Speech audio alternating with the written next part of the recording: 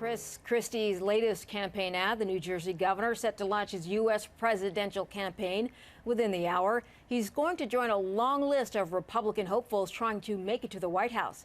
Beau Phillips is a former Republican strategist and CEO of Reset Public Affairs. He joins us now from Washington to talk about this. Beau, let's talk about Christie, first of all, in the sense that his popularity a couple of years ago was skyrocketing amongst Republicans. It sort of seems to have taken a bit of a fall. Why? Well, it's a classic case of peaking too early, I guess. He had nowhere to go but down with the passage of time. That's one piece of it. Another piece of it is that he had a little bit of a scandal in his home state of New Jersey. It's a bit of a pig in a poke. It wasn't really much of a scandal, a local issue where aides of his clearly engaged in some inappropriate and potentially illegal behavior, closing a local bridge and causing a lot of traffic problems. Didn't seem that he was involved, but they were his aides, and therefore he was responsible in the sense that he didn't have control of his own office, and that seemed to damage him a little bit. Don't think in the end it's really going to hurt him that much, but didn't help.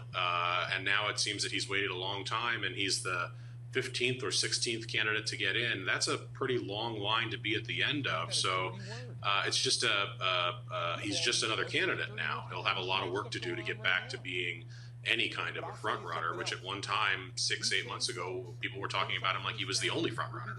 And he's up against, as you mentioned, some pretty big political stars, if you will, with the name like Bush, Trump. Those are big people to try and catch up to. What are his weaknesses and what are his strengths? Well, I think his strengths are pretty obvious. Authenticity is a huge strength of his. He was obviously trying to play it up in that campaign video that he released. And I think it's something that even his detractors say he has in spades. There's nothing about Christie that isn't genuine. You know when you're talking to him that what you see is what you get. He is almost too genuine for some people, very unvarnished, sometimes a little blunt, but what he says is what he means. You're always going to get the honest truth from him, even if sometimes you don't like him, don't like what you hear. The weakness, I think, is that he just isn't as strong as he was 6 months ago, and he's going to have to do a lot of work to get some of that strength back. And it's a much bigger field now. And as you say, it's a bigger field with some bigger names in it.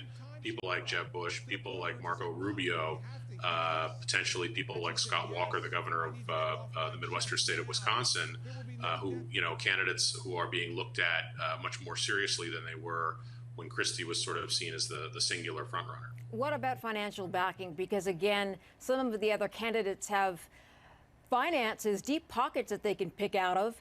Does he have that kind of backing to run this kind of race? He still has quite a few deep-pocketed supporters.